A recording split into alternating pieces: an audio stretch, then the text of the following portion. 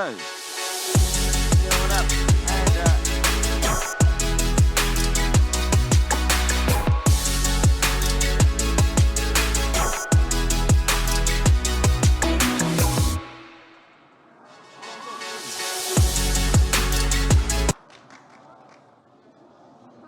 The other way around. Come on. Let's switch spaces. Everything is wrong. So don't leave, guys. The fun is just starting. So for some of you that don't know, these guys are Estonian mafia. Okay. So I was trying to agree with the organizers to put the theme from Godfather as a coming in music, but we're going to talk today with those two gentlemen about what makes Estonia such a brilliant example of a startup ecosystem and what can we learn out of it. So please give a round of applause to Toomas and Rando.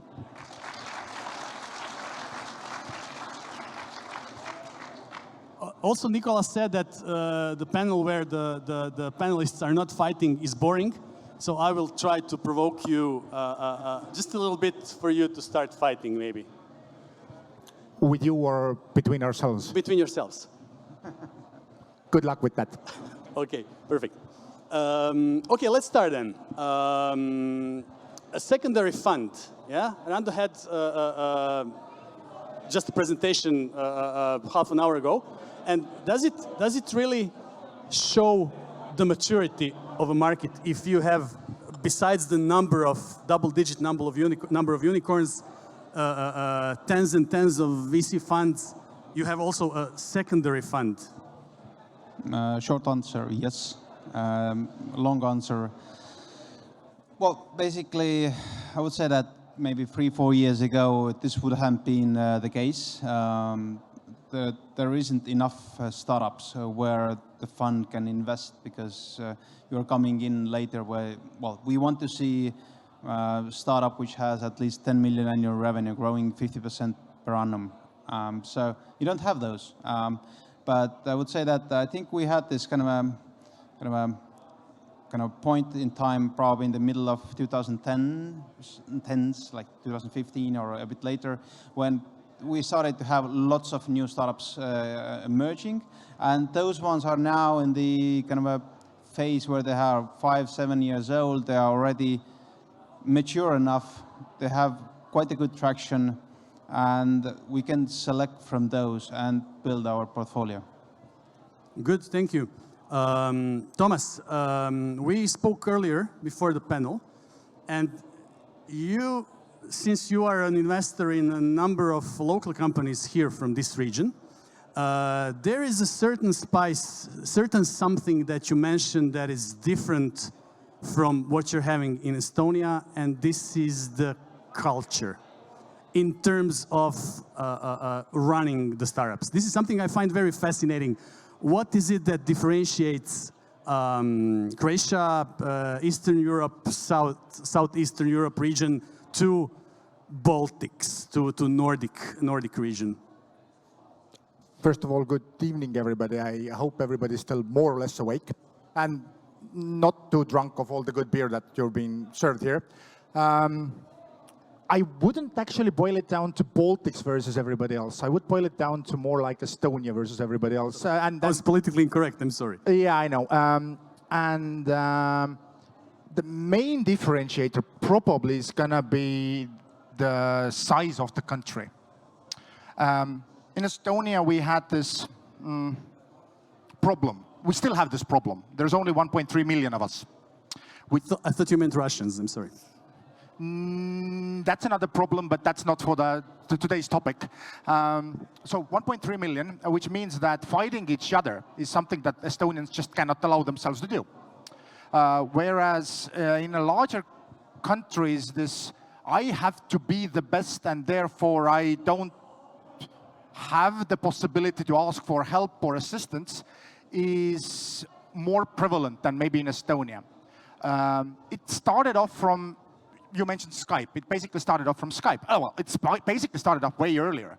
It basically started off when Estonia regained independence. We didn't have anything to build our society on, which means we were a greenfield country. And all the startup founders here know what a greenfield company is. Now imagine you have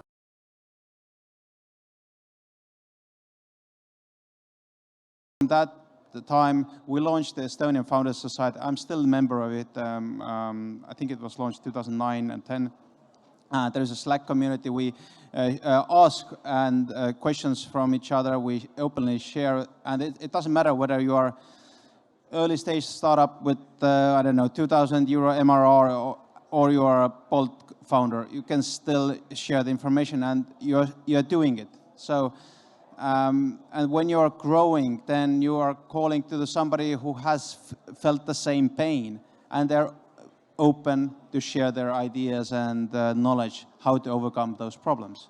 So I think this is really kind of the X factor of the Estonian startup ecosystem.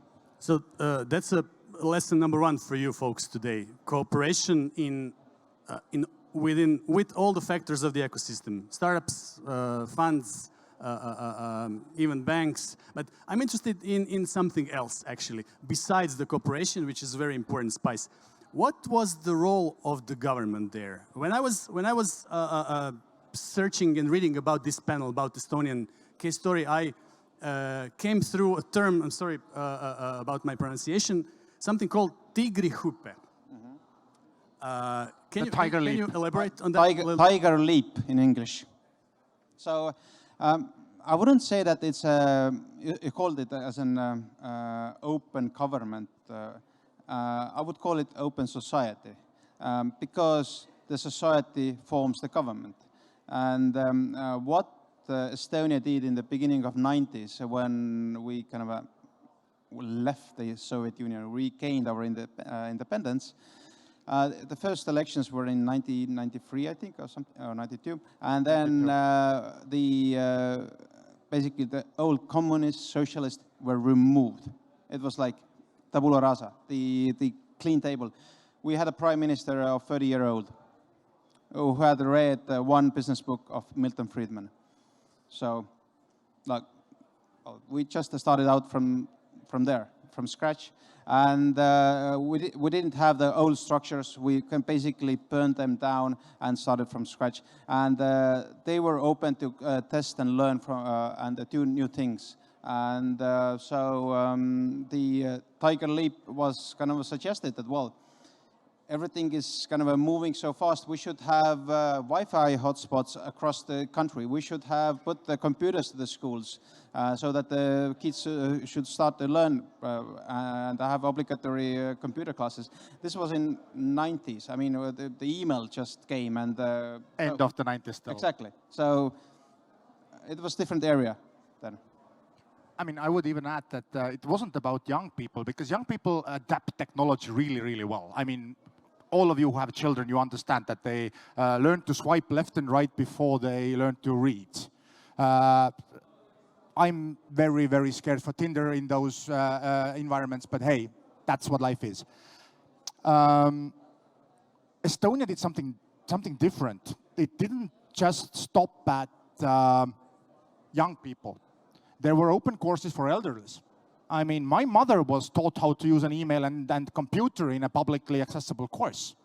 There were literally thousands of elderlies who got schooled by that Tiger Leap program, which also meant that these guys can get now a job in a tech sector. I mean, they are proficient enough. They are good enough to fill the most basic needs and learn on the job still.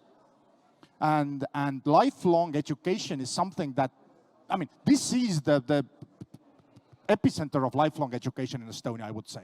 But there was also something, I mean, you had, although you started from a clean slate, as you said, there was some foundation. I also found that one, something called Yuku.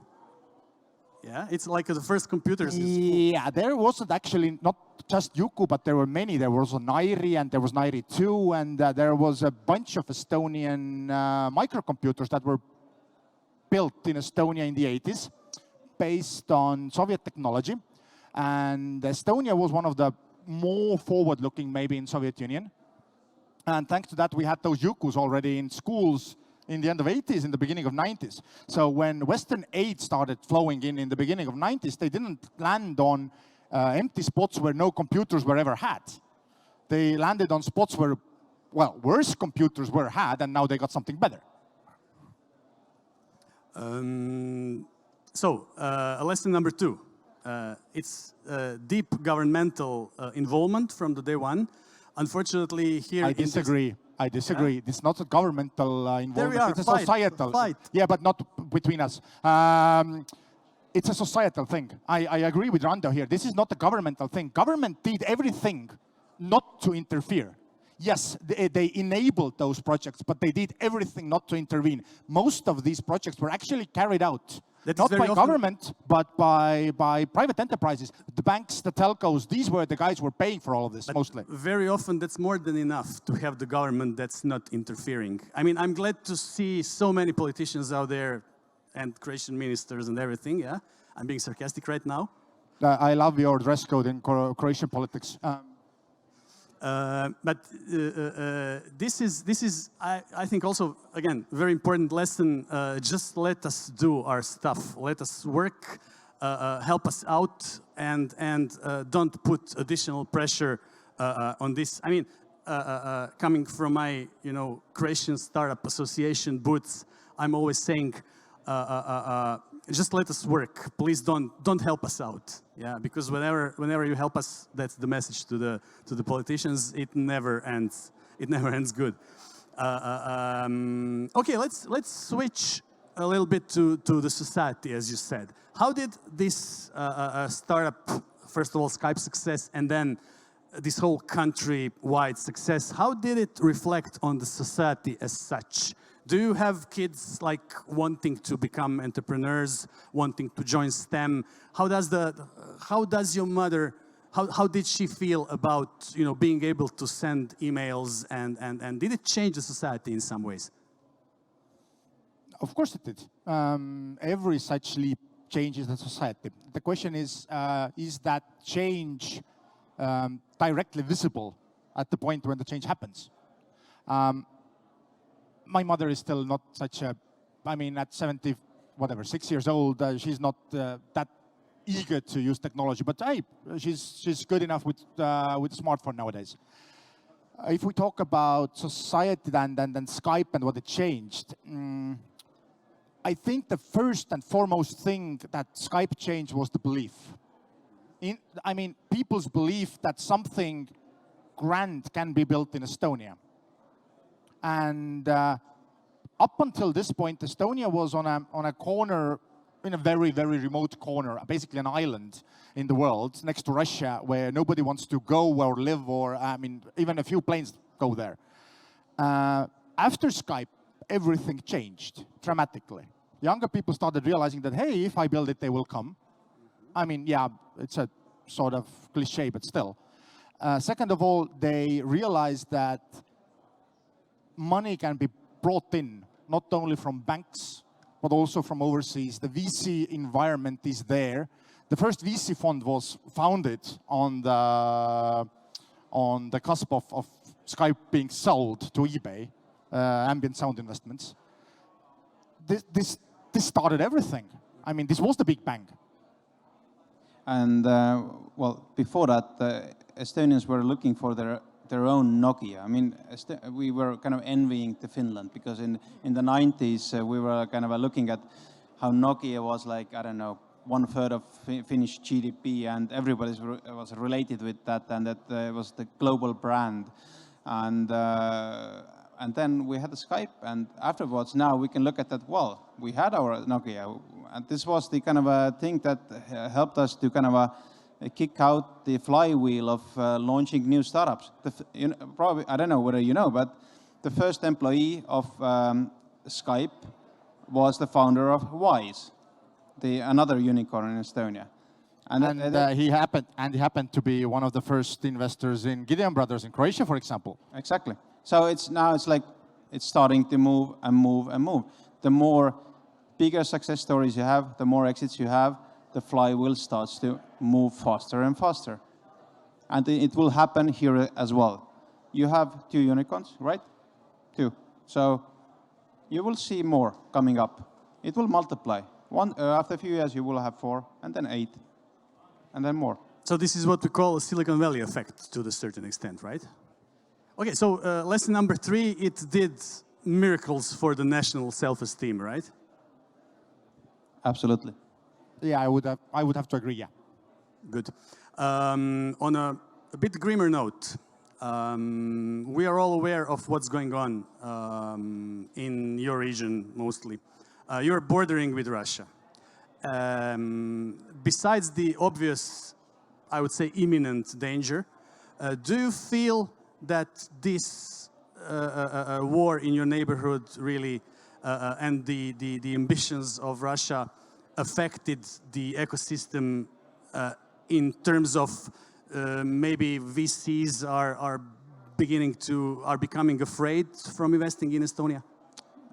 If we talk about the VC investors, then my gut feeling is that it's no. I mean, even, for example, our fund, we just got the international fund which invested into our fund after the war broke out. So it's not an issue, and we have seen many big funding rounds still happening and money coming in from the international. No, that's not the issue. However, what I've heard is more about in the, let's say, in the real estate investor side, that because real estate you cannot move.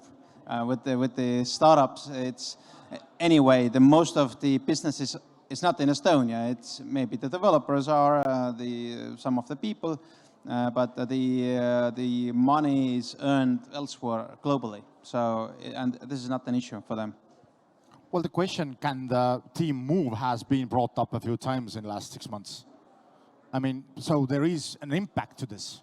But I don't think that anything we see in this society and the startup world today in Europe is directly the cause of the aggression in Ukraine. It's more about the economic downturn of the whole economy, which is affecting way more. I mean, of course, the war in Ukraine is definitely one causes of it, but not the only one. On a side note, that just reminded me, there is a significant Russian minority in Estonia, right? So how did it affect the basic social contract, so to speak, in Estonia? Well, in Estonia, I would say that the Russians are living in their own kind of a environment, and the Estonians their own. There are certain suburbs where are more kind of Russians living, and it's, well, yes, they interact, but they're still like a bit separate. But what has happened now after the war is that there are kind of I would say, lines within the Russian community, between the generations, the older generation and the youngest generation. The younger ones, which get the kind of a media from the Western side, understand what's actually happening, and the elder generation, which are listening and watching the Russian propaganda TV, still they have totally different understanding, and then basically there's a kind of a fight between the kind of Russians generations in the families. Is that division visible even in the startup ecosystem? Like, do you have like really Russian startups and Estonian startups? No. Okay. No. Okay. I mean, the division runs between generations indeed, but the younger, let's say, Russian offspring, they mostly have learned Estonian. They are very proficient in English. They are very Western in their mindset. So I don't see any problem hiring, for example, anybody below 40 years old to an Estonian startup. And most of them work in Estonian companies, speak, I mean, some less, some more Estonian, and are fine with that. The older generation, those who still remember Soviet Union and still sort of miss the old days, are the ones that are panicking about all of this. So the lesson number 4, folks, there are countries with even bigger problems than we do have here. and they're succeeding, yeah? I wouldn't say so, but sure, why not?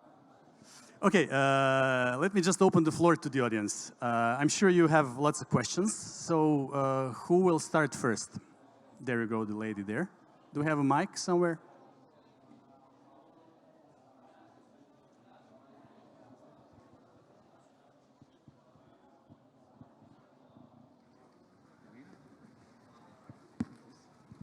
Hi.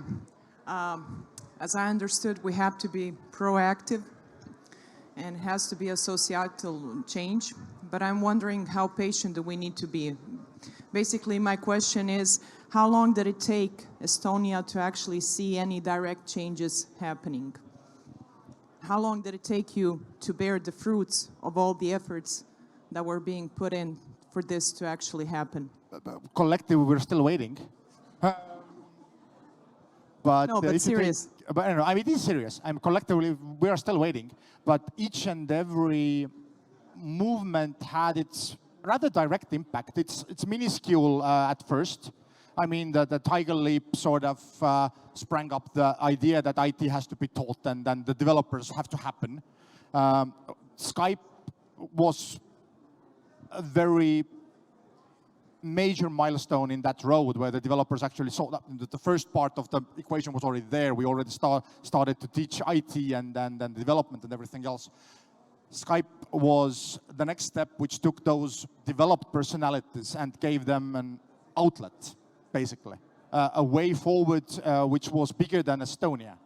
So each and every step has its very small impact, but in retrospective, you understand that that small impact at that time was actually way, way, way bigger than you at first felt. Just to add on that, at the moment, the Estonian startup and IT industry is providing roughly, I think, 3% of the GDP. Our aim and target by 2030 is to have it 30%. 30, like in 30? Yeah, 30. To do it 10x. And this is possible. We just look at what we have done in last decade, how it has developed. We have constantly grown. The number of startups, the number of people there, the funding, and so on and so on. We just need to continue the flywheel going around and around. And we have different projects, how to achieve that. I mean, it's not only about you need to have people. We need to have at least 50,000 people who will be working in this industry, which means that we need to either have more migrants coming in, more education on the regular schools, but on top of that, what we are doing, just a year or two ago, there's a private initiative, again, supported by the government, but not intervened too much. It's called Code Jõhvi. Jõhvi is a town, but basically it's a school. School where regular people who don't have any IT background can learn to become a coder, and the school doesn't have any teachers. So there is 6 people who are running the school, and there's like 200, 300 students there, and no teachers. Cool. Do we have any other? Thanks for the question. Good one. Do we have any other question? Yes, Yes, here. we do. So my question directly connects to the Mr. Rando's statement now.